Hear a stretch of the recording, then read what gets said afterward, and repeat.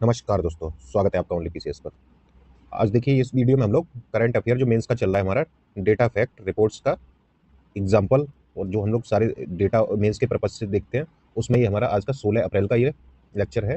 तो इसमें आज देखेंगे हम 3 से 4 इंपॉर्टेंट टॉपिक हैं और आज से इसमें हम लोग एक नया प्रयोग करने जा रहे हैं। अगर पसंद हो आपको तो आप इसको लाइक कर दीजिए या कमेंट में बता सकते हैं कि इसमें फोर्थ पेपर के कुछ आपको एग्जाम्पल दिए जाएंगे और कुछ आपके जो वैल्यूज़ हैं उनको दिया जाएगा, तो उन पे आपको क्वेश्चन भी मिलेंगे। ठीक है, तो उससे देखिए क्या आपको लाभ होता है वो आप बताइएगा ज़रूर। और हाँ, जिनको आंसर राइटिंग करना है वो ज्वाइन कर लीजिए, इसमें भी आंसर मिलेंगे आपको। जितने टॉपिक होंगे उतने आपको आंसर मिलेंगे, क्वेश्चन मिलेंगे। और ये आंसर वो भी चल रहा है दूसरा यूपीपीसीएस मेंस पेपर 5 की आंसर राइटिंग भी चल रही है ग्रुप में, तो आप उसमें ऐड हो सकते हैं। ठीक है, और एक से एक बढ़िया आंसर आपको मिल जाएंगे वहाँ देखने के लिए। अगर आपको लिखना नहीं है और देखने से भी आपका देखते भी रहे तो भी आपका काम चल जाएगा, उससे नोट डाउन कर लीजिए अपनी उसमें से अच्छी अच्छी जो भी पॉइंट है तो वो आप नोट डाउन कर सकते हैं। तो चलिए देखते हैं हम लोग। पहला आया है ये आपका सौर कचरा पे है, पर्यावरण प्रदूषण इससे कैसे होगा क्या होगा वो चीज़ें देखेंगे। पेपर 3 के लिए है ये। तो चलिए शुरू करते हैं। तो इसमें देखिए सौर पैनल का सौर ऊर्जा में सौर पैनल की बहुत ज़रूरत होती है। तो इनका निर्माण कैसे होता है, सौर पैनलों के निर्माण में क्या क्या लगता है? सिलिकॉन, कांच, एल्युमिनियम, सीसा, तांबा और कैडमियम, इन सब का मिश्रण होता है ये सौर पैनल। तो इसमें देखिए वर्तमान में क्या है, इनकी 25 से 30 वर्ष तक चलने की इनकी डिजाइन किया गया है। इनकी आयु जो है वो 25 से 30 वर्ष है, यानी 25 से 30 वर्ष बाद ये कचरा ही बन जाएगा और फिर पर्यावरण में प्रदूषण पैदा करेगा ये।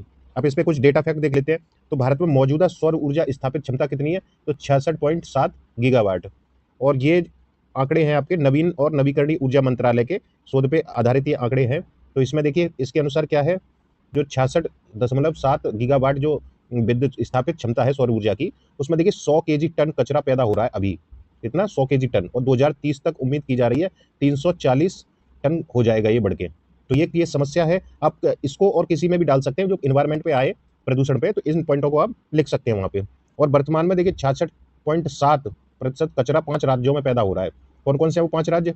राजस्थान, गुजरात, आंध्र प्रदेश, और देख लेते हैं। आप टॉप 3 देख लीजिए याद रखने के लिए। राजस्थान, गुजरात, आंध्र प्रदेश, कर्नाटक और तमिलनाडु। और ये कितने 2/3 कचरे के लिए जिम्मेदार हैं, सिर्फ 5 राज्य। आगे देखिए एक लक्ष्य और रखा गया है 2030 तक 292 गीगावाट क्षमता का सौर उत्पादन का। तो अगर ये 30 तक ये लक्ष्य फिर बढ़ता है तो कितना कचरा बढ़ जाएगा? 340, तो ये अनुमान बताया गया है। तो इतना आपका सौर कचरा बढ़ेगा, तो इससे पर्यावरण में प्रदूषण तो उत्पन्न होगा ही, क्योंकि ये जितने इसमें एलिमेंट्स हैं, ये जो मिश्रण है इनका, ये सारे स्वास्थ्य के लिए हानिकारक हो सकते हैं। अगर इनका रिसाइकल वगैरह किया जाए तो इनको हो सकता है कि बेनिफिट उसमें भी मिले, जो कच्चा माल में उपयोग इनको दोबारा से किया जा सकता है। आगे देखेंगे इसके बारे में कि क्या क्या इसमें किया जा सकता है। देखिए कचरे से उत्पन्न पर्यावरणीय प्रदूषण से निपटने हेतु समाधान या उपाय। तो ये करंट का टॉपिक है, जितने भी करंट में अच्छे पॉइंट थे वो सब शामिल किए गए इसमें। उसी के आधार पे ये पूरा स्ट्रक्चर तैयार किया गया है। तो क्या ये निपटने हेतु समाधान क्या क्या हो सकते हैं, उपाय क्या हो सकते हैं? तो देखिए पहला है सौर कचरे का पुनर्चक्रण किया जाए, जिससे क्या होगा, जो आपको भी पता है कि ये जो सौर पैनल बनते हैं इनके लिए कच्चे माल के लिए हम लोग क्या है, यानी भारत विदेशों पर आयात पर निर्भर है, यानी आयात बहुत ज़्यादा करता है। तो आयात करेगा तो क्या होगा, जो आयात करेगा तो डॉलर बाहर जाएगा, है ना? तो उससे क्या है समस्या? तो निर्भरता का जो आयात की निर्भरता अगर ये हो जाता है पुनर्चक्रण, तो कुछ तो उसमें कमी आएगी आयात में, तो उसके निर्भरता कम होगी। आयात निर्भरता और खनिज की जो सुरक्षा है उसमें वृद्धि होगी, क्योंकि ये जो ऊपर देखिए आपने क्या क्या खनिज यूज हो रहे हैं वो इसमें पुनर्चक्रण होकर दोबारा से उपयोग होंगे। और चक्रीय अर्थव्यवस्था सुनिश्चित करने का अवसर भी प्राप्त होगा। चक्रीय अर्थव्यवस्था क्या होती है? तो आप इसको एक चक्र से समझ सकते हैं कि जैसे चीज बनी उसका पुनर्चक्रण हुआ, रिसाइकल, तो इस तरीके से एक सर्कुलर इकोनॉमी बन जाती है कि उसका बार बार उपयोग, रिसाइकल, कचरा, कचरे से फिर पुनर्चक्रण। तो इस तरीके से ये चक्रीय अर्थव्यवस्था सुनिश्चित करने का अवसर मिलेगा। और सौर पैनलों की उम्र जो है अभी 25 से 30 वर्ष है, उसको बढ़ाया जाए, उस ऐसी तकनीक पे काम किया जाए, R&D को बढ़ाया जाए। ठीक है, तो उम्र बढ़ जाएगी तो अपशिष्ट जो होगा उत्पन्न, उसको वो जल्दी उत्पन्न नहीं होगा, मतलब सीधा सा ये है इसका कहने का मतलब है। सौर पैनलों की उम्र बढ़ाई जाए और नवीन तकनीक विकसित हो, जैसे अपशिष्ट बनने की प्रक्रिया जो है वो अत्यंत धीमी हो जाएगी उससे। तो ये सुझाव है, कुछ और भी हैं, इनको देख लीजिए। जैसे अपशिष्ट निपटान हेतु वैश्विक एवं राष्ट्रीय नियमों की आवश्यकता है, क्योंकि इस पे अभी भारत में ऐसे जो नियम है वो नहीं बने हैं, इतने कड़े नियम क्रियान्वयन नहीं हो रहा है उनका, और नियम इसमें अभी स्पष्ट नहीं है। और सौर प्रणालियों का उचित प्रबंधन हो, पुनर्चक्रण हो और निपटान हो। तो यही क्या है आपका, ये निपटान के लिए सरकारी नीतियां एवं कानूनों के जरिए ये निर्देशित होना चाहिए, जैसा कि अन्य देशों में ये होता है। अमेरिका, ब्रिटेन, यूरोपीय जितने देश है वहाँ पे इसके लिए नियम है, लेकिन हमारे यहाँ भी इसके उचित नियम और कानून नीतियां नहीं बनी है इस पे, तो इनकी जरूरत है। एक है देखिए बंद लूप प्रणाली। इसको विकसित किया जाए। क्या है? बंद लूप प्रणाली है, तो इसे विकसित किया जाए। इससे क्या होगा? तो ये समाधान में आप डाल सकते हैं। जागरूकता में वृद्धि हो, तो जागरूकता में वृद्धि होगी तो क्या होगा? सौर पैनल की उम्र बढ़ेगी और इस्तेमाल में होने वाले तत्व जो हैं वो किस स्तर के हैं ये भी जान सकेंगे लोग, तो उनको कायदे से यूज़ करेंगे। और क्या है, खराब होने पर निपटान कैसे करें और कहाँ करें ये भी जागरूकता में शामिल होगा। और बेहतर रख-रखाव होगा तो उम्र में वृद्धि हो जाएगी इनके, जो आपके सौर पैनल हैं। आगे देखिए, पुनर्चक्रित सौर पैनलों पर लगातार R&D हो, R&D इस पे लगातार की जाए। सौर पैनलों के आधुनिक और टिकाऊ मॉडलों को ही बाजार में बेचने की मंजूरी हो, जो आधुनिक होंगे, क्योंकि पुराने और ज़्यादा प्रदूषण फैलाते हैं। 2 तरीकों को अपनाया जा सकता है इसमें, कौन-कौन से? पहला क्या है? पारंपरिक थोक सामग्री का पुनर्चक्रण, जैसे कचरे को कुचलना, छानना और कतरना इसमें शामिल होता है।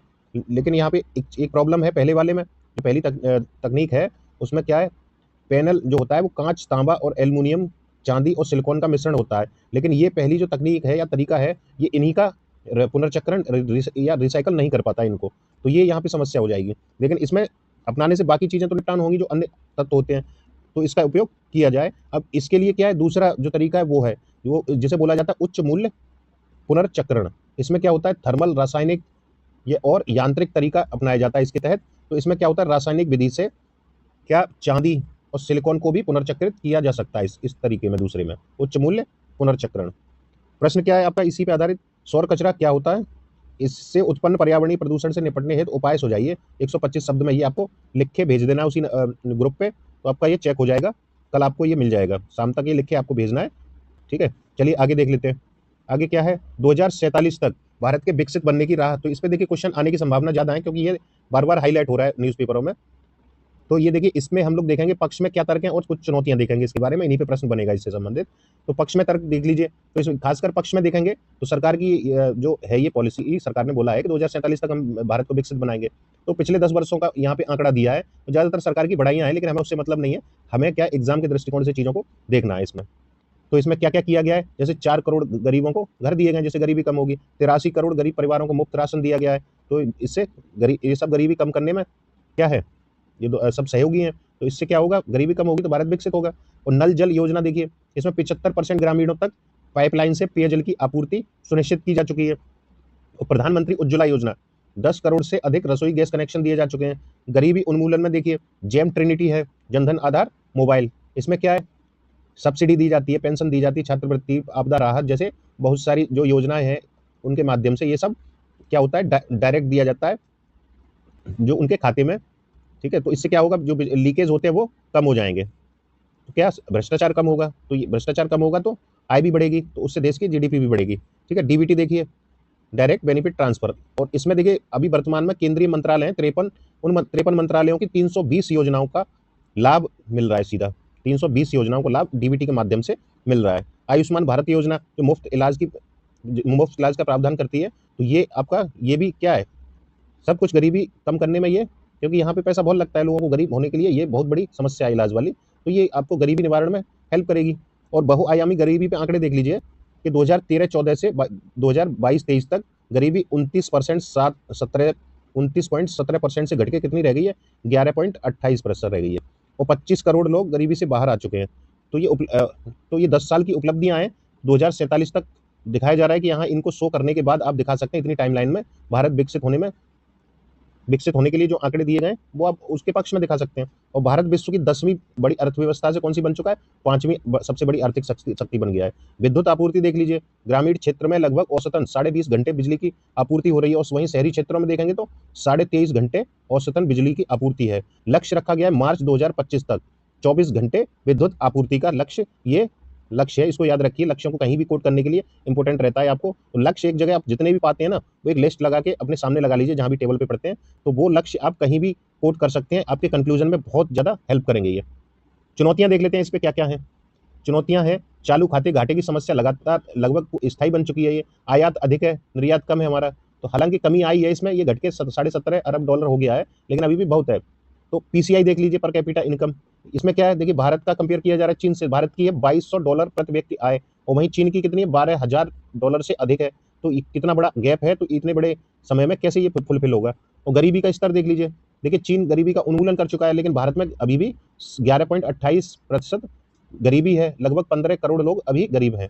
आर्थिक असमानता देख लीजिए क्या है आर्थिक असमानता में, सबसे बड़ी समस्या तो यही बना हुआ है वर्तमान में, आर्थिक असमानता। ऑक्सफैम इंडिया की रिपोर्ट है ये, तो इसी नाम से जारी होती है। तो शीर्ष 10% लोगों के पास कितनी है संपदा है भारत की? 57%। ये 10% जो 57% संपदा है वो 10% लोगों के पास है, और वहीं निचले 50% आबादी के पास मात्र 13% संपदा आती है। तो सोचिए कितना बड़ा आर्थिक असमानता का ये आंकड़ा गैप दिखा रहा है। तो इससे ये चुनौतियों में शामिल है। आगे देख लेते हैं। अब इसके आर्थिक असमानता के कुछ कारण भी हैं, ये देख लीजिए। बेरोजगारी है, रोजगार की गुणवत्ता में कमी है, कौशल विकास और कौशल युक्त शिक्षा की कमी है, नवाचार में कमी है, अभी R&D पर खर्च बहुत कम हो रहा है, लगभग 0.67% किसका R&D पे खर्च हो रहा है GDP का। बेरोजगारी में देखिए ILO और ISD की रिपोर्ट है, ये रिपोर्ट 2024 की लेटेस्ट है, ये पिछले ही महीने, इसी महीने की है ये रिपोर्ट। तो आपके लिए अभी लगभग ज़्यादा समय नहीं हुआ जारी हुए, तो इसके जो डेटा है इसको कोट करिएगा बजाय किसी बजट के, ठीक है। अगर ये चुनौतियों में डालना है, अगर पक्ष में डालना है कहीं पे भी बेरोजगारी का, तब आप बजट का डेटा पेश कर सकते हैं। देश में इसमें बोला गया है कि देश में बेरोजगारी दर का आंकड़ा लगभग 2 गुना हो चुका है और 83% युवा बेरोजगार हैं। तो सोचिए स्थिति कितनी भयावह है। अब इस पे एक प्रश्न है, एक इसको आप लिखे भेजिए, 2047 तक भारत के विकसित बनने की समालोचनात्मक विवेचना कीजिए। तो इसमें पक्ष विपक्ष दोनों ही दिखाने हैं आपको, ठीक है। आगे देखते हैं, अगला देखते हैं हम लोग, ये नया स्टार्ट किया है पेपर फोर्थ के लिए, कुछ एग्जाम्पल देखेंगे, कुछ वैल्यूज देखेंगे, ठीक है। तो ये कैसा लगा है आपको, ये आप कमेंट में जरूर बताइए, नहीं तो आप वीडियो को लाइक करके भी इसको बता सकते हैं, तो इसको ऐड कर दिया जाएगा। और इसका जल्दी आपको पेपर फोर्थ के लिए एक सीरीज अलग जल्दी मिलेगी आपको देखने के लिए, और इसी तरीके से उस पर नोट्स वगैरह सारी चीजें अवेलेबल रहेंगी। ये है देखिए सिविल सेवा के बुनियादी मूल्य क्या होते हैं, क्योंकि आप सिविल सेवक ही बनने जा रहे हैं। अगर PCS या IAS की तैयारी कर रहे हैं तो आप क्या बनेंगे, सिविल सेवक बनेंगे। तो आपके भी कुछ बुनियादी मूल्य हैं जिनको अभी से आप अपने अंदर समाहित कर सकते हो, तो ये बहुत जरूरी है। तो ये पाल एप्पलबी के अनुसार इन्होंने बताया था कि सिविल सेवा के या एक अच्छे प्रशासक के गुण क्या क्या होने चाहिए। तो इन्होंने बोला था कि उत्तरदायित्व होना चाहिए, संघर्षशील होना चाहिए, सेवा भाव होना चाहिए, अच्छा श्रोता होना चाहिए, लोक संबंध बनाने में सक्षम होना चाहिए, आलोचनात्मक ग्रहण शक्ति व सहनशीलता होनी चाहिए, नेतृत्व क्षमता व टीम भावना हो, संसाधनों का दक्ष उपयोग कर सकें, सार्वजनिक हितों को वरीयता दें, ठीक है। तो ये हैं आपके सिविल सेवा के एक अच्छे प्रशासक के गुण या सिविल सेवा के बुनियादी मूल्य। आपसे डायरेक्ट पूछा गया, कई बार पूछा गया, यूपी PCS के पेपर उठाइए फोर्थ को पुराने, तो आपको सीधा मिल जाएगा ये प्रश्न। तो अब देखिए यहाँ से आपको सारे वैल्यूज पता लग गए क्या क्या होते हैं। अब आपको क्या चाहिए आंसर राइटिंग में, कि आपको इनकी एक तो डेफिनेशन क्लियर हो, क्या हो, डेफिनेशन क्लियर हो, और दूसरे एग्जाम्पल्स आपके पास हों अच्छे, और खासकर और करंट के हों तो और बेटर है, जो लगभग थोड़े हाईलाइट रहे हों या ज़्यादा 1 साल के अंदर मिल जाए आपको। तो देखिए इस पे हम लोग 2-3 एग्जांपल देखेंगे, अगर ये पसंद आएगा तो आगे से इसको जारी रखेंगे, जब भी मिला करेगा ये चीज़ें आपको ऐड कर दिया करेंगे, क्योंकि ये सब मिलता नहीं है आपको मार्केट वगैरह में। उत्तरदायित्व में देखिए क्या है, उत्तरदायित्व और सेवा भावना का ये दोनों का ही एग्जाम्पल है। जैसे के पाठक, ये क्या है, ये IAS है और शिक्षा विभाग, बिहार के शिक्षा विभाग के अपर मुख्य सचिव हैं। तो इनका काम आपको उठा के देख लेना है कि शिक्षा विभाग में इन्होंने कितना बदलाव किया है बिहार में, क्योंकि बहुत अच्छा ये एग्जाम्पल है आपके पास सेवा भाव का और उत्तरदायित्व का। तो इन्होंने देखिए क्या है, वैसे क्लास 4 बजे तक चलती है पूरे भारत में, लेकिन इन्होंने 5 बजे तक कर दिया है। तो सोचिए एक तरीके से इनोवेशन इन्होंने बहुत किया शिक्षा में वहाँ पे, तो आप इसको डाल सकते हैं। और बहुत सारे कार्य आप नेट पे जाइए और के पाठक डालिए, उस पर IAS के पाठक, तो उनके बारे में सब कुछ निकल के आ जाएगा। तो आप थोड़ा थोड़ा इनके बारे में जानते रहिए। ये अभी करंट का एग्जाम्पल सबसे बेस्ट है आपके लिए, कहीं भी कोट कर सकते हैं। दूसरा देखिए सार्वजनिक हितों की वरीयता में, अब आपके पास एग्जाम्पल है तो बहुत जरूरी है, एग्जाम्पल के बिना तो आप जान लीजिए इथिक्स आपका नंबर मिलेगा ही नहीं। इस पे देखते हैं सौम्या पांडे को, उदाहरण है ये सौम्या पांडे का, यूपी कैडर IAS है ये, और ये एग्जाम्पल है थोड़ा पुराना, लेकिन हाँ ये ज़्यादा पुराना भी नहीं है, आप कोट कर सकते हैं इसको। कोविड के दौरान अपना मातृत्व अवकाश छोड़ के एक माता व प्रशासक दोनों की भूमिका इन्होंने निभाई। सोचिए कि कितना बड़ा सेक्रीफाइस था ये। तो ये आप इसको डाल सकते हैं, और सत्यनिष्ठा में भी इसको डाल सकते हैं, क्योंकि सत्यनिष्ठा के साथ निभाई है। और सार्वजनिक हितों को वरीयता दी, यानी अपने हित, निजी हित जो थे, जबकि छुट्टी अवकाश था उनका, मातृत्व अवकाश था, उन पर कोई प्रेशर भी नहीं था, तब भी अपने खुद से स्वयं स्वविवेक से वो उन्होंने निर्णय लिया और सार्वजनिक हितों को वरीयता दी। तो आप भी ऐसा कर सकते हैं, ये चीज़ें आपके लिए बहुत इंपॉर्टेंट है। ये जितने मूल्य हैं वो अभी से आपके अंदर विकसित होंगे, तो जान लीजिए कि आप प्रशासक बनने की तरफ मूव कर चुके हैं। आगे देखते हैं, कुछ एग्जाम्पल और हैं, जैसे नेतृत्व, टीम भावना या लोक संबंध बनाने में सक्षम, ये जो है मूल्य। तो इसमें देखिए आर्मस्ट्रांग पामे का देख लीजिए एग्जाम्पल, क्या नाम है, आर्मस्ट्रांग पामे। ये मणिपुर कैडर के IAS हैं, इन्हें मिरेकल मैन भी बोला जाता है, मिरेकल मैन। क्यों? क्योंकि इन्होंने क्या काम किया कि देखिए बिना सरकारी सहायता के 100 किलोमीटर का सड़क इन्होंने बनवा दिया, इससे सार्वजनिक सहयोग से। और इसमें क्या दिखता है इनका नेतृत्व क्षमता की, इन्होंने किस तरीके से नेतृत्व क्षमता और टीम भावना, क्योंकि सभी को मनाना, फिर एक टीम बनाना उस पर और लीड करना, उसे बहुत टफ होती है चीज़ें। तो ये इन्होंने लोक संबंध बनाए इन्होंने, इन चीज़ों के ये सबसे बढ़िया एग्जाम्पल हैं कि फंडिंग इकट्ठी की, तो उसके लिए बहुत कन्विंस करने की जरूरत होती है और वो वही कर सकता है जिसे अच्छे कार्य किए हों। ठीक है, तो ये है प्रश्न इस पे आया है। देखिए प्रश्न क्या है इस पे, सिविल सेवकों के बुनियादी मूल्य को स्पष्ट करिए और कितने दो को उदाहरणों को, यानी जो दो मूल्यों को उदाहरणों सहित स्पष्ट कीजिए। 200 शब्दों में ये आपको लिख के भेजना है। तो ये आपका आज का वीडियो है। अगर अच्छा लगे तो लाइक शेयर कर दीजिए और कोई भी कुछ पूछना हो तो कमेंट भी करके पूछ सकते हैं आप, आपको जवाब मिल जाएगा। ठीक है, इसमें इतना ही। Thank you.